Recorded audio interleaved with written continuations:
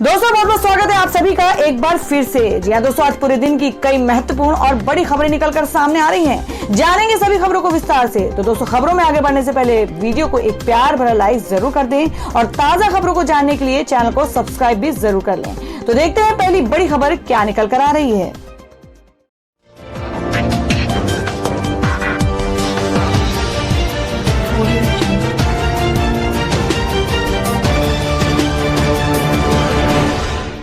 दोस्तों, आज की पहली बड़ी खबर में आपको बता दें जो कि प्याज के दाम को लेकर आ रही है कि त्योहारी सीजन में नहीं होगी आलू प्याज की किल्लत, दाम भी रहेंगे कम। सरकार ने उठाया है ये कदम। जी हां, आपको बता दें कि केंद्रीय वाणिज्य मंत्री पीयूष गोयल ने शुक्रवार को कहा कि बढ़ती कीमतों के बीच 30,000 टन प्याज और आलू आयात किए जाएंगे। केंद्र सरकार की तरफ से ये जानकारी एक ऐसे समय पर आई है जब त्योहारी सीजन से ठीक पहले देश भर में सब्जियों के भाव लगातार बढ़ते दिख रहे हैं। बीते 3 दिन से देश भर में प्याज का औसत खुदरा भाव 65 रुपए प्रति किलोग्राम रहा है। उन्होंने कहा कि देश में प्याज का आयात तुर्की, इजिप्ट और अफगानिस्तान से किया जा रहा है। केंद्र सरकार ने पहले भी कीमतों को नियंत्रित करने और किफायत दायरे में लाने के लिए तत्परता से कदम उठाए हैं। पीयूष गोयल ने कहा कि अब तक 7,000 टन प्याज आयात किए जा चुके हैं और दिवाली से ठीक पहले 25,000 टन आ जाएंगे। उन्होंने ये भी बताया कि केंद्र सरकार प्रत्यक्ष तौर पर प्याज का आयात नहीं कर रही है, बल्कि नाफेड बहुत जल्द प्याज आयात का प्रबंध कर जरूरतमंद राज्यों तक पहुंचाएगी। भारत में पहले ही बफर स्टॉक से करीब 37,000 टन प्याज उपलब्ध कराया जा चुका है। और दोस्तों, मैं अगली खबर में आपको बता दें जो कि कोविड-19 के बढ़ते प्रकोप को लेकर है। जी हम बात करें कि केरल में बढ़ा कोविड का प्रकोप, रोजाना आने वाले केस के मामले में महाराष्ट्र को पीछे छोड़ा। जी हाँ, आपको बता दें कि देश में कोरोना संक्रमण का ग्राफ लगातार बढ़ता जा रहा है। दिल्ली समेत कई राज्य ऐसे हैं जहां कोविड-19 की दूसरी और तीसरी लहर आने का दावा किया जा रहा है। वहीं केरल के आंकड़ों ने सरकार की चिंता बढ़ा दी है। रोजाना दर्ज किए जा रहे कोरोना वायरस के मामले में केरल महाराष्ट्र को भी पीछे छोड़ दिया है।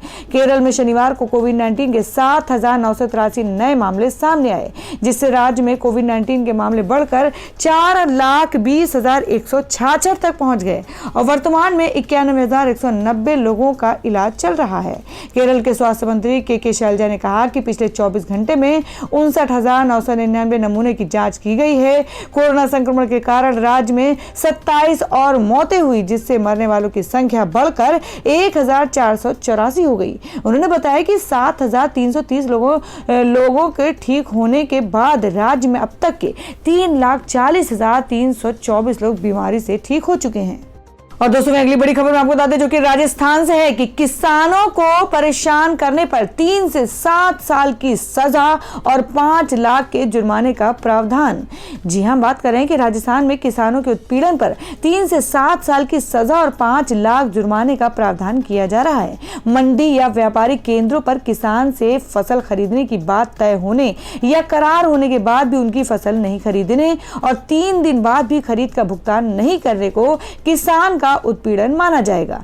मंडी में व्यापारी को किसान की उपज खरीदने के 3 दिन के अंदर भुगतान करना अनिवार्य होगा। ऐसा नहीं करने पर सजा और जुर्माना लगाया जाएगा। आपको बता दें कि कृषि उपज व्यापार और वाणिज्य संवर्धन और सरलीकरण राजस्थान संशोधन विधेयक में इसका प्रावधान किया गया है। संविदा खेती यानी कॉन्ट्रैक्ट फार्मिंग को लेकर भी कड़े प्रावधान किए गए हैं।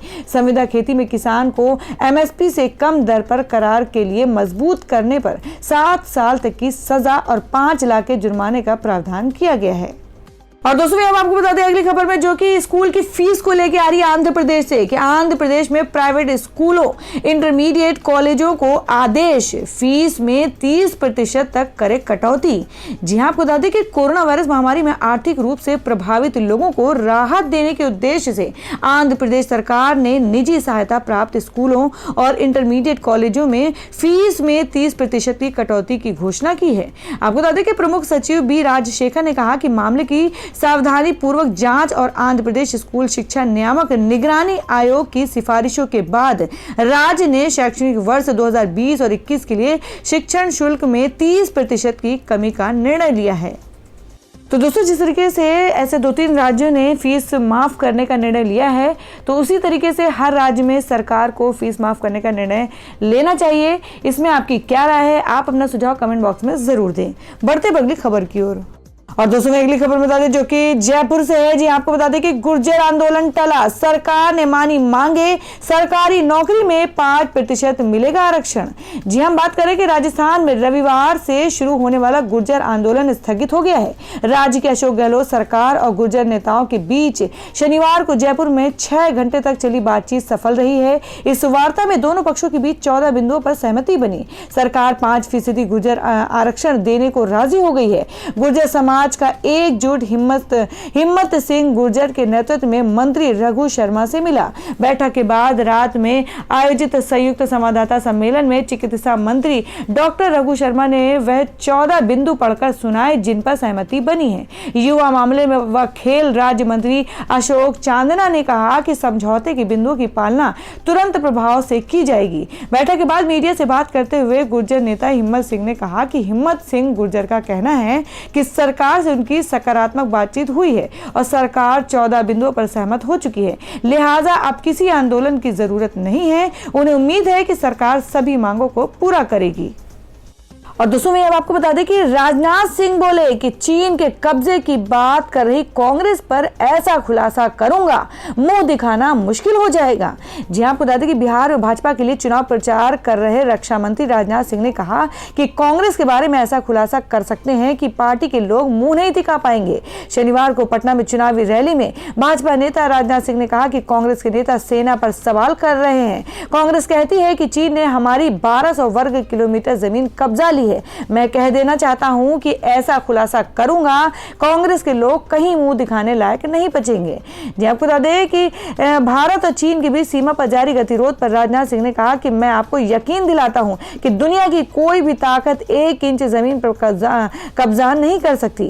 कांग्रेस पर निशाना साधते हुए उन्होंने कहा कि पुलवामा हमले में पाकिस्तान का हाथ होने की पड़ोसी देश के मंत्री की कबूलनामे के बाद कांग्रेस मौन है। कांग्रेस को इस पर माफी मांगनी चाहिए। उन्होंने कहा जब पुलवामा हुआ तो मैं गृह मंत्री था, इस पर इतनी हल्की राजनीति की गई कि इसे प्रधानमंत्री के चुनाव के लिए सहानुभूति हासिल करने की साजिश कहा गया।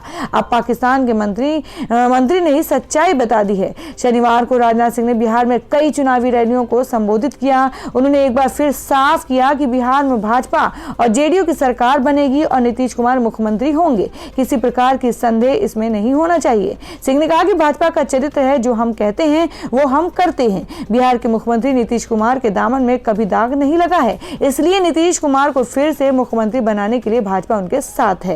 क्रिकेट में जिस तरह सचिन तेंदुलकर तथा सहवाग की जोड़ी आप लोगों ने देखी होगी, उसी तरह बिहार में नीतीश कुमार तथा भाजपा की जोड़ी है। बिहार में 243 विधानसभा सीटों पर चुनाव हो रहा है। प्रदेश में 3 फेज में चुनाव है। पहले चरण के लिए वोटिंग हो चुकी है। दूसरे चरण में 3 नवंबर और तीसरे चरण को 4 सितंबर को होना है। 4 नवंबर को होगा। नतीजों का ऐलान 10 नवंबर को होगा। पहले चरण में 71 सीटों पर वोट पड़े हैं। दूसरे चरण में 94 और तीसरे चरण में 78 विधानसभा सीटों पर वोट डाले जाएंगे। तो दोस्तों खबरों में आगे बढ़ने से पहले जान लेते हैं आज के माइंड क्विज के सवाल को। आज का सवाल आपको बताना है कि मुगल शासक अकबर के पिता का क्या नाम था। इसका जवाब आपको वीडियो के नीचे कमेंट बॉक्स में देना है और सही जवाब देने वाले को रैंडमली सिलेक्ट किया जाएगा और वो जीत सकते हैं एक बम्पर पुरस्कार। तो बढ़ते अगली खबर की ओर। दोस्तों में अगली बड़ी खबर में आपको बता दें जिसमें संजय राउत ने कहा कि फारूक अब्दुल्ला और महबूबा मुफ्ती को 10 साल के लिए काला पानी भेजे सरकार, ये खुले क्यों घूम रहे हैं। जी हां, बात करें कि मोदी सरकार ने अगस्त 2019 में जम्मू कश्मीर से अनुच्छेद 370 हटा दिया था। साथ ही जम्मू कश्मीर और लद्दाख को 2 अलग अलग केंद्र शासित प्रदेशों में विभाजित कर दिया। अनुच्छेद 370 के बाद घाटी में हिंसा न हो, इस वजह से महबूबा मुफ्ती, उमर फारूक अब्दुल्ला जैसे नेताओं को नजरबंद किया गया।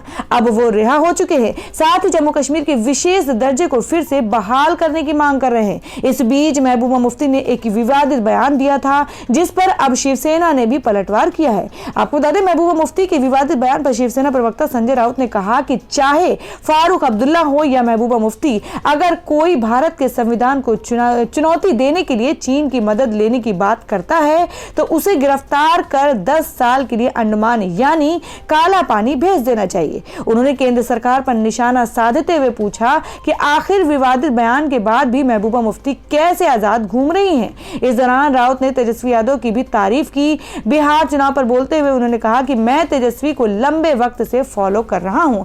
बहुत लोगों का मानना था कि वो इस विधानसभा चुनाव में कमजोर कड़ी हैं, लेकिन वो मजबूत कड़ी बनकर सामने आया है। अब तक राज्य में बड़े नेताओं के जो लड़के राजनीति में आए हैं उनमें सबसे सुपर तेजस्वी है।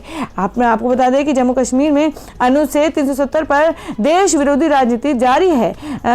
उसको अनुच्छेद 370 की बहाली के लिए वहां की क्षेत्रीय पार्टियां एक हो गई हैं। इस बीच महबूबा मुफ्ती ने कहा था कि मेरा झंडा ये है, टेबल पर रखे हुए जम्मू कश्मीर के झंडे की ओर इशारा करते हुए। जब ये झंडा वापस आएगा हम वह झंडे राष्ट्रीय ध्वज भी उठाएंगे। जब तक हमें हमारा अपना झंडा वापस नहीं मिल जाता हम कोई दूसरा झंडा नहीं उठाएंगे। इस झंडे ने उस झंडे के साथ हमारे संबंधों को जाली बना दिया है। वहीं फारूक अब्दुल्ला ने चीन की मदद से अनुच्छेद 370 बहाल करने की बात कही थी। तो दोस्तों, आप लोग संजय राउत की बातों से कितना सहमत हैं? आप अपना सुझाव कमेंट बॉक्स में जरूर दें। बढ़ते अगली खबर की ओर। और दोस्तों, अगली बड़ी खबर में आपको बता दें जिसमें सरदार वल्लभ भाई पटेल के इस फैसले पर कंगना ने जताया गहरा अफसोस और नेहरू को बताया कमजोर दिमाग वाला आदमी। जी हां, आपको बता दें कि आज देश के प्रथम गृह मंत्री लौह पुरुष सरदार वल्लभ भाई पटेल की जयंती है। देश भर में लोग उन्हें याद कर रहे हैं। नेताओं और अभिनेताओं से लेकर आम जनता तक सरदार वल्लभ भाई पटेल द्वारा किए गए सराहनीय कार्यों की प्रशंसा कर रहे हैं। इस मौके पर बॉलीवुड अभिनेत्री कंगना रनौत ने भी कई ट्वीट किए हैं। उन्होंने अपने ट्वीट्स में सरदार पटेल की तारीफ की है। इसके साथ ही उन्होंने गांधी और नेहरू पर निशाना भी साधा है। जहां उन्होंने सरदार पटेल को सच्चा लौह पुरुष कहा है तो वहीं उनके प्रधानमंत्री न बनने के फैसले को अफसोसजनक बताया है। अपने ट्वीट में कंगना ने लिखा कि उन्होंने गांधी को खुश करने के लिए भारत के पहले प्रधानमंत्री के अपने सबसे योग्य और निर्वाचित पद का बलिदान कर दिया, क्योंकि उन्हें लगा कि नेहरू बेहतर अंग्रेजी बोलते हैं। सरदार वल्लभ भाई पटेल ने कष्ट नहीं सहा, लेकिन दशकों से राष्ट्र ने कष्ट झेला है। हमें बेशर्म होकर वो छीनना चाहिए जो आधिकारिक तौर पर हमारा है। अपने ट्वीट में कंगना ने आगे लिखा कि वे भारत के सच्चे लौह पुरुष थे। मेरा मानना है कि गांधी जी को नेहरू की तरह एक कमजोर दिमाग का आदमी चाहिए था जिसे वो नियंत्रित कर सके और उसे आगे रखकर राष्ट्र को चला सके। ये एक अच्छी योजना थी, लेकिन गांधी की हत्या के बाद जो हुआ वो एक बड़ी त्रासदी थी। सरदार पटेल के इस फैसले पर उन्होंने अफसोस जताया। अपने ट्वीट में कंगना ने आगे लिखा कि भारत के लौह पुरुष सरदार वल्लभ भाई पटेल को जयंती की शुभकामनाएं।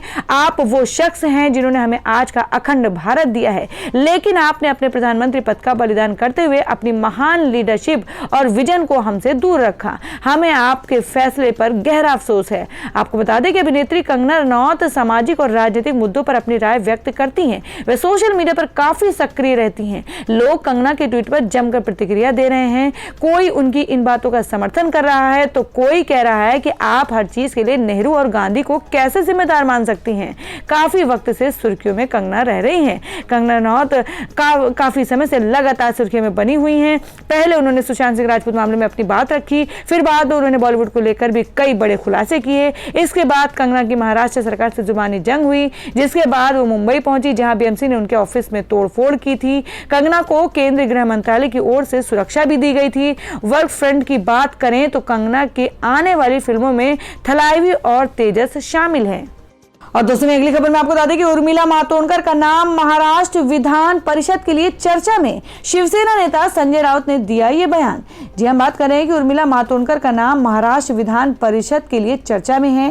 दावा किया जा रहा है कि महाराष्ट्र विधान परिषद की राज्यपाल की ओर से भरी जाने वाली 12 सीटों में से एक पर उर्मिला मातोंडकर के मनोनयन की चर्चा हो रही है। कुछ मीडिया रिपोर्ट्स में यह दावा भी किया गया है कि इस बारे में खुद मुख्यमंत्री उद्धव ठाकरे ने उर्मिला मातोंडकर से बात की है। इस पूरे मामले पर अब शिवसेना प्रवक्ता और राज्यसभा सांसद संजय राउत का बयान सामने आया है। संजय राउत ने बयान में कहा है, न्यूज एजेंसी पीटीआई छपी रिपोर्ट्स के मुताबिक राज्यसभा सदस्य संजय राउत ने कहा कि मैंने उन अटकलों के बारे में भी सुना है जिसमें कहा जा रहा है कि उर्मिला मातोंडकर को सरकार द्वारा महाराष्ट्र विधान परिषद में नामित किया जाएगा।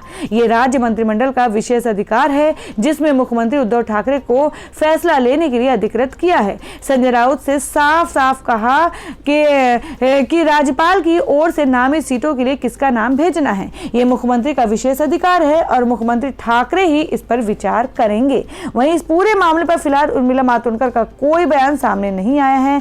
लोकसभा चुनाव में उर्मिला को हार मिली थी। 2019 के लोकसभा चुनाव में कांग्रेस के टिकट पर उर्मिला मातोंडकर मुंबई उत्तर लोकसभा सीट से चुनाव लड़ी थी, जिसमें उनको हार मिली थी, जिसके बाद उर्मिला मातोंडकर ने कांग्रेस के कामकाज के तरीके को लेकर पार्टी छोड़ दी थी। हाल ही में कंगना रनौत बनाम शिवसेना के विवाद में उर्मिला मातोंडकर ने कंगना के विरोध में टिप्पणी की थी और महाराष्ट्र सरकार के पक्ष में अपना बयान दिया था।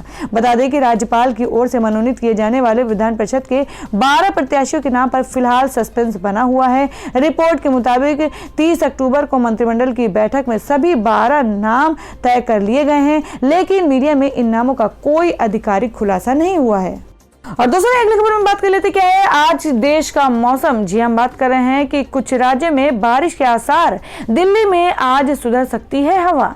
आपको बता दें कि भारत मौसम विभाग यानी IMD की ओर से दी गई जानकारी के अनुसार देश में दक्षिणी और पूर्वोत्तर के कुछ राज्य में शनिवार को हल्की से मध्यम बारिश होने की संभावना है। बाकी देश में मौसम शुष्क और साफ बना रहेगा। बताया गया है कि केरल, तमिलनाडु, पुडुचेरी, नागालैंड, मिजोरम, मणिपुर, त्रिपुरा, असम और मेघालय में बारिश हो सकती है। इसके साथ ही कर्नाटक, अंडमान निकोबार द्वीप समूह के भी कुछ इलाकों में बारिश हो सकती है। तो दोस्तों ये थी अब तक की सभी बड़ी खबरों की अपडेट्स। टुडे ब्रेकिंग न्यूज और लेटेस्ट खबरों को देखने के लिए हमारे चैनल को सब्सक्राइब जरूर कर लें। वीडियो को लाइक और शेयर भी जरूर कर दें अपने दोस्तों और रिलेटिव्स के साथ। तो दोस्तों फिर मिलेंगे काम की खबरों और सरकारी योजनाओं की एक और नई वीडियो के साथ। तब तक के लिए धन्यवाद दोस्तों।